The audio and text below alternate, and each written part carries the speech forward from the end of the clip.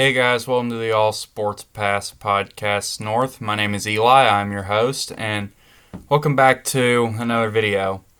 And before we get in this video, you already know we got to start off with the verse of the day. And today's verse comes from 2 Corinthians 5:7, and it says, "For we live by faith, not by sight." And also, before we get in this video, I just want to say to keep Florida in your prayers as well as everyone else who is still recovering from this hurricane, from Hurricane Helene. And if y'all notice why I said Florida, for those who are not aware, Florida's about to get hit by another hurricane, and I ask you please keep Florida in your thoughts and prayers. Let's begin this video. Like, subscribe for more college football content, and without further ado, let's begin. So I will say this, that last weekend of college football was pretty crazy. There were upsets after upsets, and of course a notable one was that probably everyone's going to talk about is probably Alabama Vanderbilt, and where Vanderbilt beat Alabama, and we're going to get to that here in a few minutes. But of course on this Tennessee video, I figured, you know what, I'm going to talk about like some of the upsets a little bit, like probably just the Alabama Vanderbilt upset, if I'm being honest, because I was doing some at the time Missouri was playing Texas A&M. So unfortunately, I do not have the I don't have much intel on that game. But yeah, and unfortunately, my Vols got beat by Arkansas. But however, Tennessee came into this game ranked number 4 in the country, and they only dropped down to 8th. And I will say that some of these upsets actually helped Tennessee, because I think if Tennessee probably struggled a bit more, and of course with some of the upsets, I think they probably would have dropped a bit farther. But hey, it is what it is. But I do think that there's got to be a lot of improvements that need to be made heading into this game against Florida. And of course, before we get into before we get into talking about the game, let's get into a little bit of some stats here. Nico went 17 of 29 for 158 yards, compared to Taylon Green, who went 19 of 27 for 266 yards. And Dylan Sampson for Tennessee led the team with 22 carries and 138 yards and 2 touchdowns. And pretty much so, Arkansas dominated this game. I'm sorry, not like dominate. Let's rewind. They had more yards than Tennessee. Arkansas had 431 total yards over Tennessee's 332 total yards, and they had 23 first downs compared to Tennessee's 16 first downs. And for possession, Arkansas had the ball for 35 minutes and 29 seconds, and Tennessee had it for 24 minutes and 31 seconds. And I'm going to be honest that when I was making this video, when I was making the game preview video, I had Tennessee winning by a whole lot. But hey, so I said, college football, anything can happen. But to be honest, I will say this, that I tend to forget that this is an Arkansas team we're talking about, because Tennessee tends to struggle a bit with Arkansas. And I'm going to be honest, I really underestimated them. Like, I really did not think Arkansas would have been able to pull it off, but hey, they did. And in the second quarter, it was a 3-0 game, mostly because Arkansas kicked a 20-yard field goal in the first quarter. And the Vols didn't even get it going until the third quarter. And of course, that's where Dylan Sampson had a 4-yard run, give the Vols a 7-3 lead. And then Dylan Sampson also had a 4-yard run, had another 4-yard run to give the Vols a 14-3 lead, and then that was up to 14-3, and then Jaquindon Jackson, who for Arkansas got a 2-yard touchdown run, which gave them a 14-10 lead, and then in the fourth quarter, Matthew Shipley for Arkansas got a 23-yard field goal, which cut the lead down to 14-13 Tennessee's favor. And then Malachi Singleton had an 11-yard run, and the 2-point conversion was failed. And Arkansas got the lead 19-14. And there was still time for Tennessee. but unfortunately, it didn't work out. And sorry for some Vols fans.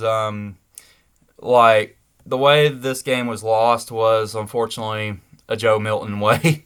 Nico just ran out of bounds on the last play of the game, and I will say, Nico is a freshman. Of course, this is only like his second SEC game, and I will say this though but I do think that there are some mistakes in this game that really need to be talked about, and I really think that for me personally, I think we got to talk about most of the offensive line. I just think that the offensive line has not been able to block as efficiently as we've seen in recent weeks, pretty much.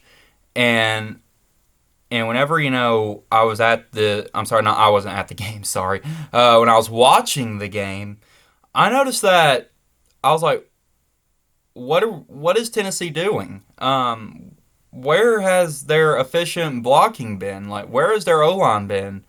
And unfortunately, I just think that the O line's been struggling and everything. Now the defense was pretty good in my opinion. I'm going to give them a grade of maybe a B plus. I just think that of course, there are some plays that they let. I just really think the secondary just let some plays get by them pretty much. But I do believe that with that, I just think that the defense also needs to work on, being able to contain. Because on some plays that the offense doesn't convert, then the defense has to take a stand. And unfortunately, that didn't happen for some of these plays.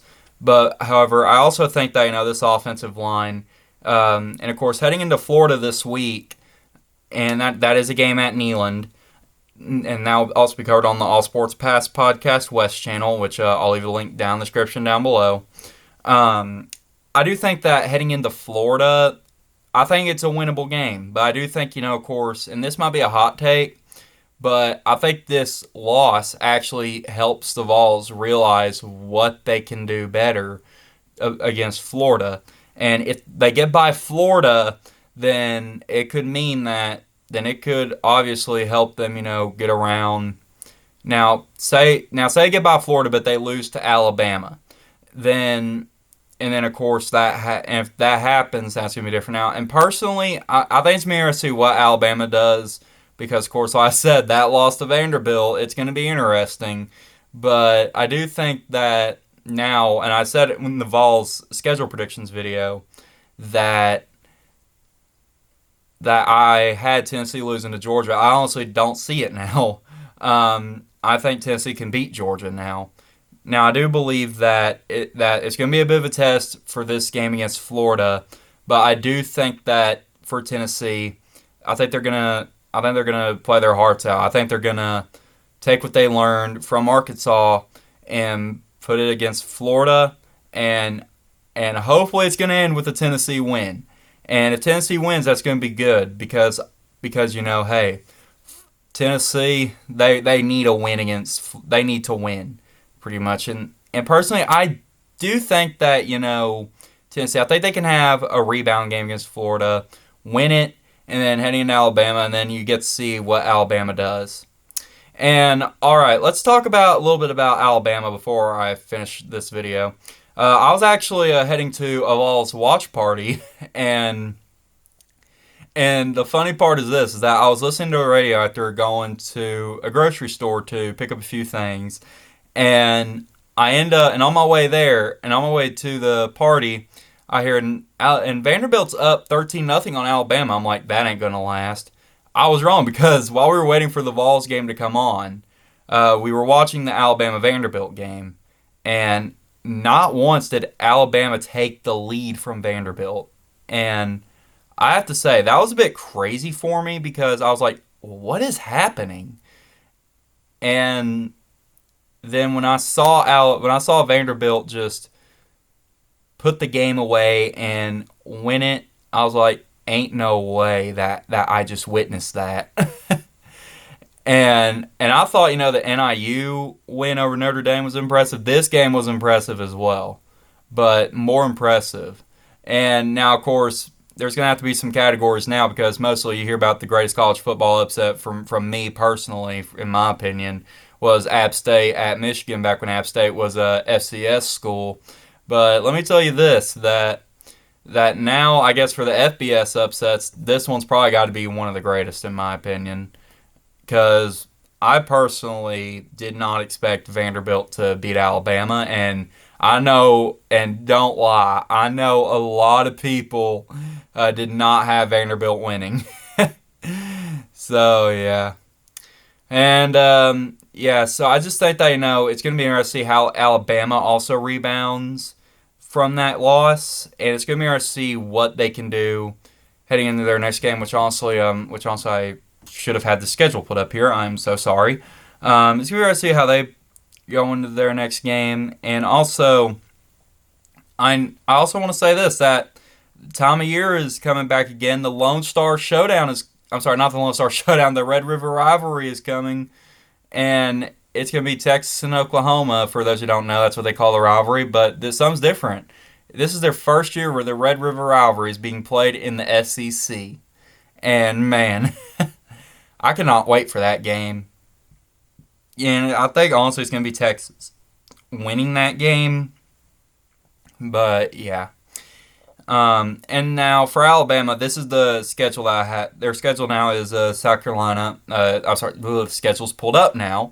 They're playing South Carolina, and South Carolina is currently 3-2 on the season, and they have wins over Kentucky.